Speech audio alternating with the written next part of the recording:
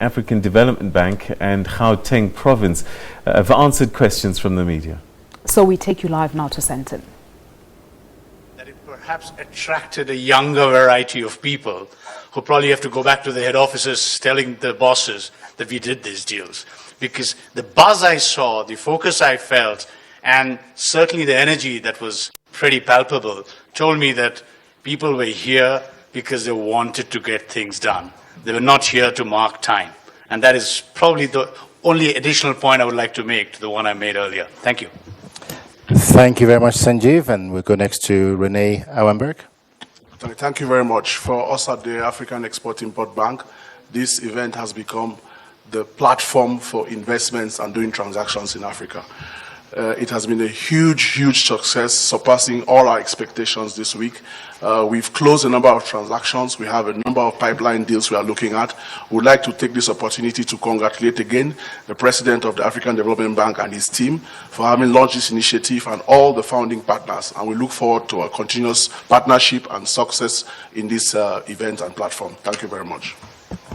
Thank you very much. And we go to Elaine Ebobise, Africa 50. Oh, sorry. Sadhu, I do apologize. You're next. Okay, thank you very much, Victor, once again. I think for me, maybe in addition to what I had earlier indicated with my experience and what I'm expecting going forward, what we also covered this year more, I think, intensely would be the climate change transactions.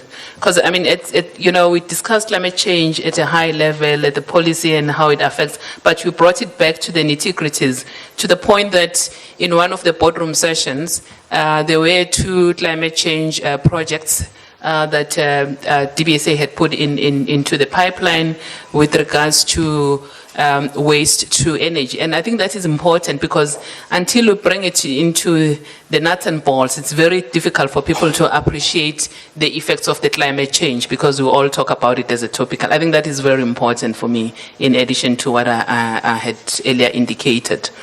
But I would like to see, for the benefit of those who are not there, what I then said, I would like to see more projects on the project preparation side. More of that will form the pipeline, but importantly, to see the project preparation projects graduating from being prepared to reaching financial close on the commercial and on a long-term basis. Thanks.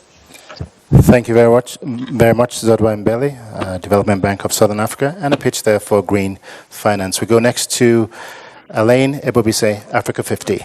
Thank you, Victor.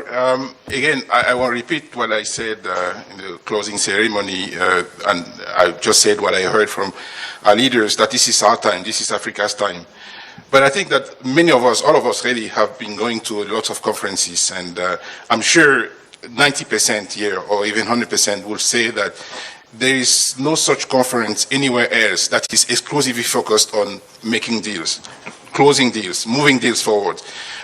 So this is a unique platform which is extremely focused on deal, and we have to thank and acknowledge this leadership and the vision of my chairman, President Adesina, that actually thought about this idea, and this idea is now a reality.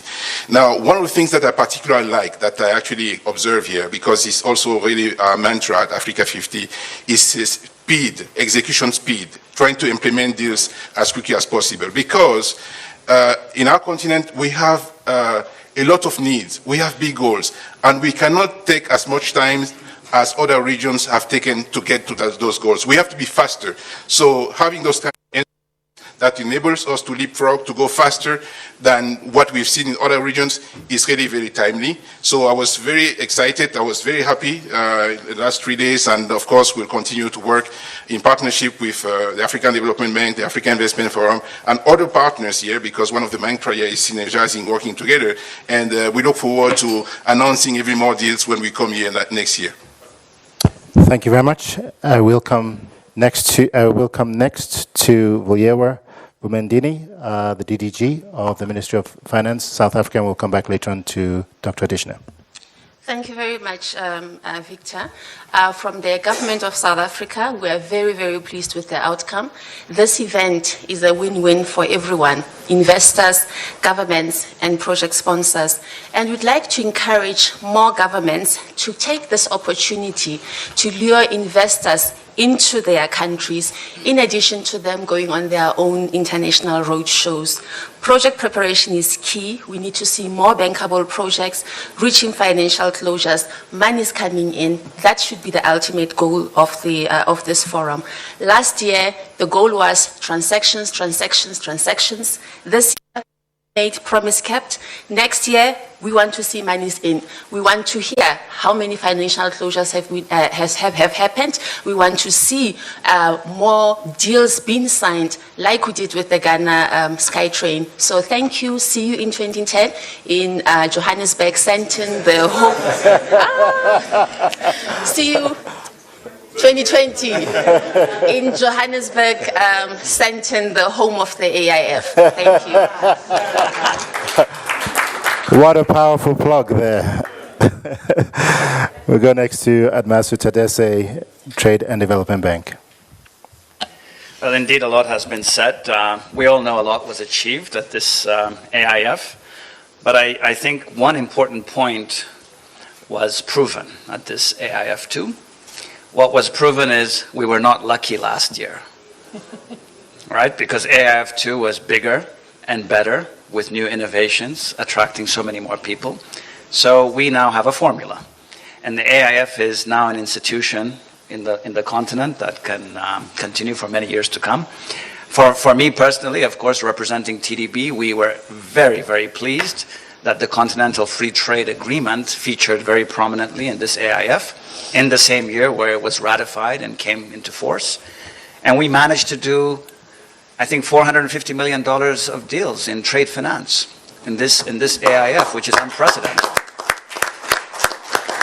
And in case some of my partners think TDB is being greedy and keeping all this business to itself, I can assure you that the synergization was very much in action. And we've shared a lot of that already with two partners. And ADB, of course, is one of them. Thank you all very much. Thank you very much, Admasu Tadesse. We go next to Maria Shaw-Barragan of the European Investment Bank. Thank you very much. And the European Investment Bank is the bank of the European Union. We feel very much amongst friends. Most of you are partners and we're working together in many of these deals. For us, we were here last year, and yes, it was not luck, it was a lot of hard work. A lot of hard work has been put to make the success of this Africa Investment of this year. And I do want to congratulate the organization for having had so many women amongst the investors. So not women as beneficiaries of the investments, but women amongst the investors. And this is making a big difference. I can tell you that for the European Investment Bank, this year what we have brought is many more transactional officers, both from our offices in Africa and from the headquarters. So we had learned from last year that this is where deals are made and that we needed to be well equipped. From the boardrooms, I have a few takeaways that I hope next year we will be able to show that we have closed deals with them. One is on affordable housing in energy efficient social housing. Another one is on clean cooking solutions, and this is extremely important. There was a very interesting deal on wave-powered desalination, and we're going to pursue that one. A number of deals in blue economy and in circular economy, and also quite a lot of innovative products, innovative processes, and innovative solutions. I also want to congratulate you for the pitching area, and I personally used it. So I pitched, we have a new initiative in the European Investment Bank to support gender lens investment, and this is called She Invest, and I was pitching for this. I think it was a fantastic way of reaching out to people.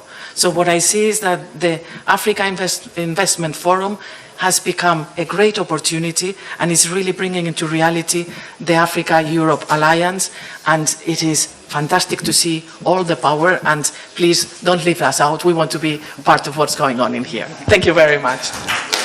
Thank you very much, Maria Shaw-Barragan. And we go next to Chinelo Anohu, Africa Investment Forum. Well, thank you very much. I think what I'm doing here is harvest all the comments, and thank you for all the incoming support on the Africa Investment Forum and the team.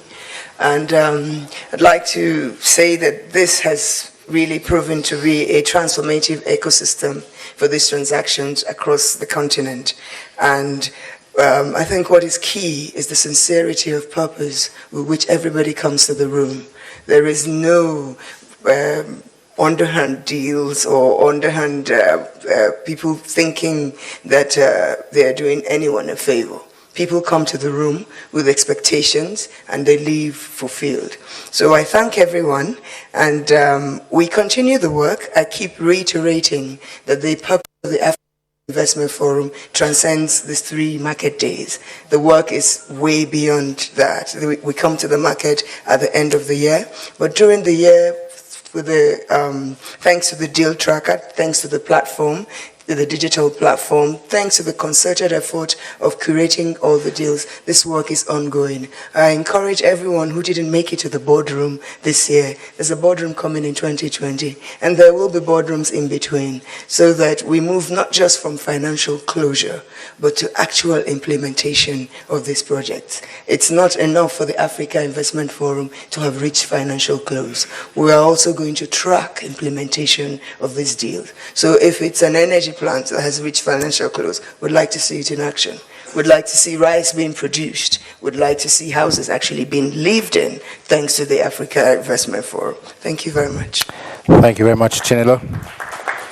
And last but certainly not the least, the chairman of the Africa Investment Forum and the president of the African Development Bank, Akiumi Adesina. Well, thank you very much, Victor, and thank you to all of you for being here for this closing press conference.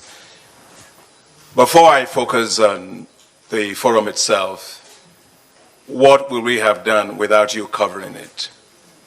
Because you, the media, are the one that actually helps us take this to the rest of the world.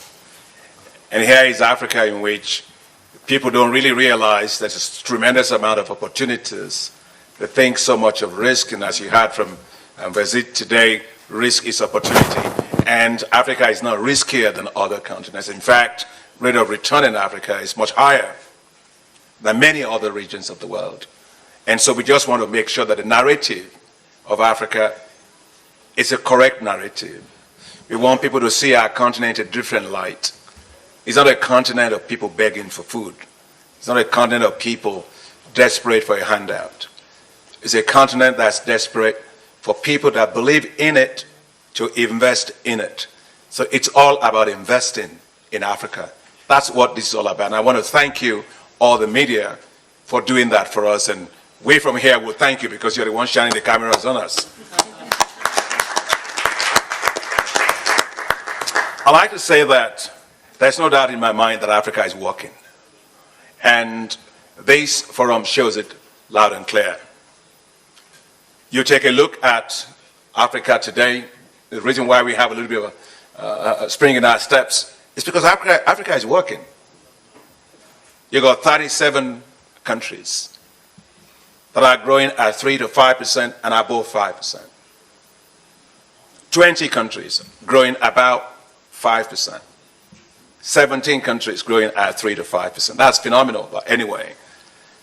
And so I just want people to know that we are here because we see Africa working, and we want to put all our collective financial muscle behind Africa to go faster. It's almost like an Olympic race. You win bronze, then you got to work harder to win silver. Then you have to work harder to win gold. And even after you now win gold, they tell you how to set a world record, right?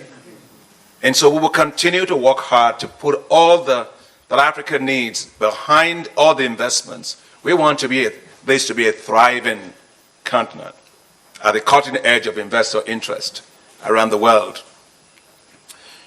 As we are here, we are so mindful of our own collective responsibility. It's a lot of collective responsibility on all of us to make sure that things work. This, what you see here, and also others that are not sitting here, that are all of you that are partners, is partnership for investment in Africa. That's really it. From the project promoters, project developers, project sponsors, the investors, we that do risk, we that finance, it's all about partnership for investments in Africa. But as Chinelo said, it's not just partnership for investment. It's also partnership for delivering impact for Africa. We want to make sure that the lives of Africans are improved drastically that we reduce inequality in Africa. It can't just be for a few. It has to be for everybody. So there's a sense of collective responsibility on all of us to make sure that we deliver. Africa is impatient for development. It's impatient. We all are economists, financial people here. We want to discount the future to the present quickly. And so everything that we do is to make all our deals and transactions happen with a sense of urgency, if I might say. A sense of urgency, because it's almost as if you can hear the people. You can almost hear those that want electricity, those that need water, those that want better housing, as you said, and all of that. If we just listen a little carefully, you can almost feel it. And so we have a sense that, yes, it's great. We've done great. We did, it's phenomenal, $40.1 billion here in terms of investment interest. But beyond that, we're going to make sure that we follow this to make sure the projects deliver and meet the needs of those that we are here to serve, which is Africa's people. I think that's very important for us. And I want to say that for next year, as you've been hearing, CEO of Africa 50, Alain Ebobisse, has already put me as chairman under pressure, and I got my board members here. So he added that to my KPI, located. And so we just have to make sure that next year we'll do, I'm sure, much better, as Tarasi said, in terms of trade finance. And as Victor said, it's 2020. 2020 is when you see it clearly, So I guess that's when the song, I can see clearly now, the rain is gone, becomes one that we can sing for next year. For next year, three things are going to be important for us. And I'm glad that my colleague from the European Investment Bank mentioned this, is youth. Then we will also have women, a lot more focusing on investment in women businesses. You will see a lot more. We had this year over 600 women. They are not, like you said, they are investors. They are, and you're going to see, we want next year to be a bigger event around women investors on the continent. As I said, when a bird flies with two wings, it flies. We want the second wing of Africa to fly, to be synchronized. So that Africa, when women empowers and invest in all of its women, Africa will fly with two wings. The last one I want to say is on urban development. The Premier, David Makura, is not here with us as we are closing. DG, thank you for being here. And also Chairman, thank you for being here. But that's because they are having, and also Minister Dlamini Zuma, they are having a meeting in Durban where all the mayors are together to look at the challenges of urban development. Population is rising, need for water, need for sanitation, need for energy, clean energy, need a lot for transport.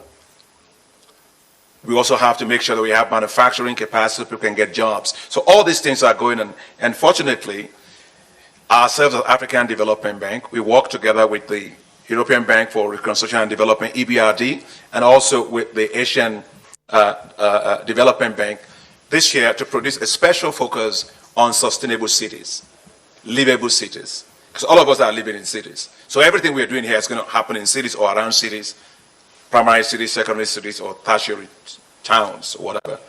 So we want to really focus around that more next year, so that we can have a lot more maybe mayors, a lot more maybe governors, so that we can address real needs of some of our cities in a very different way. And that opens up quite a lot of opportunities for all of us around here.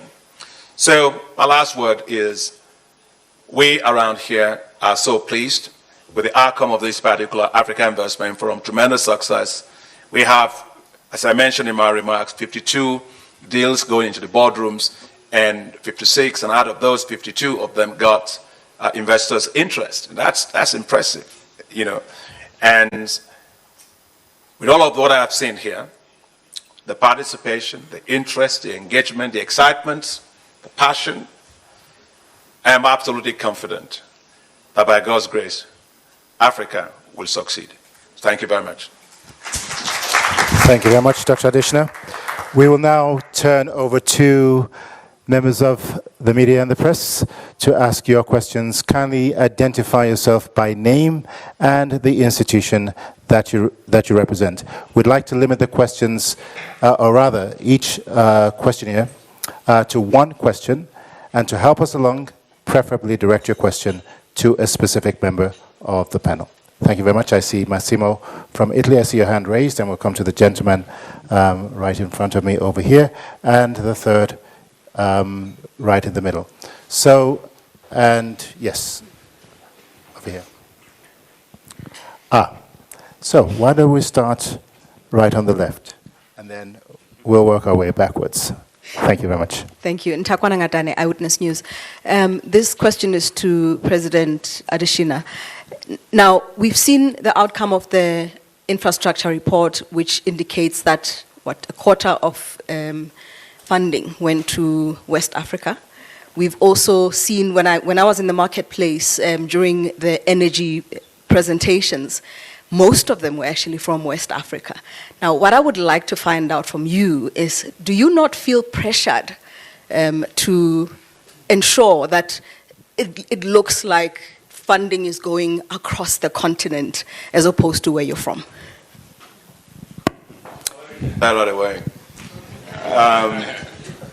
Data matters, and correct data matters. Because what you say is not correct. If you look at the transaction, the deals that went into the boardrooms this year, Southern Africa, where are you from, sorry? Oh, so you're from where you got the highest deals, actually. Southern Africa region had $36 billion going into the boardrooms. It's the highest. It's in the SADC region. The second one is actually in Central Africa with roughly $15 billion. West Africa actually is $10 billion.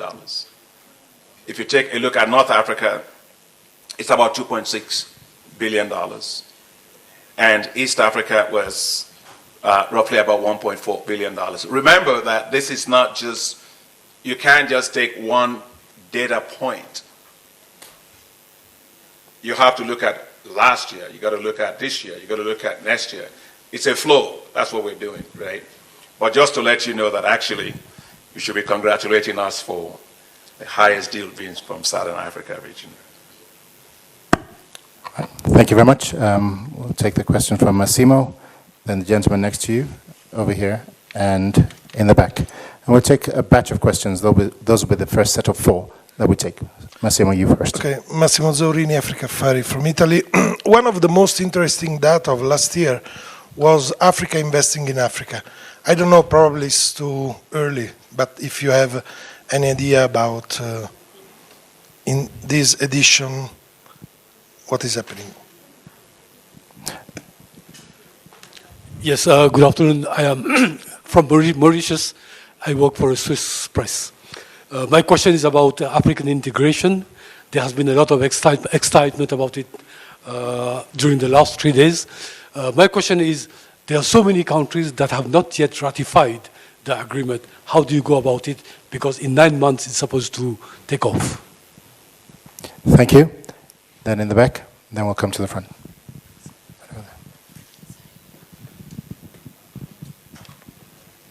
Bonjour. Bon, excusez-moi, je vais poser la question en français. Monsieur le Président. Good afternoon. My apologies. I will ask this question in French.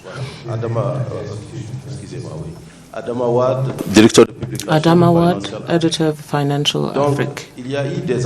There were commitments that were made and that were presented earlier on.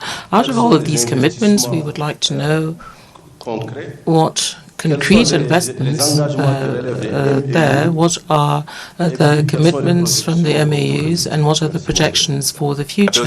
Thank you, Mr. President. I was saying that figures were provided. Out of those figures, what are the real investments, that is to say, where there was a deal that was signed?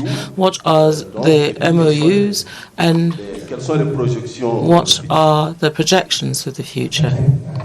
Question from this session, right up front.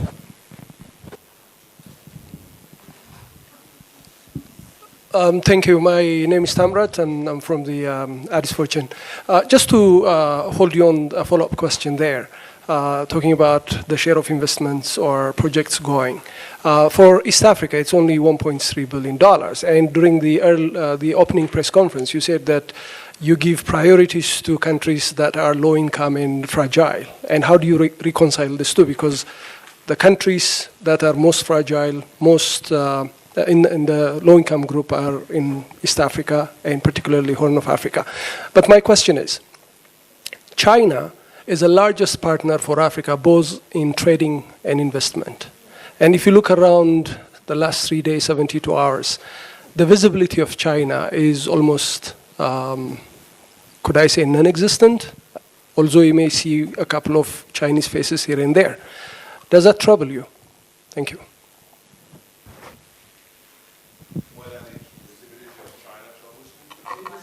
Invisibility. Oh.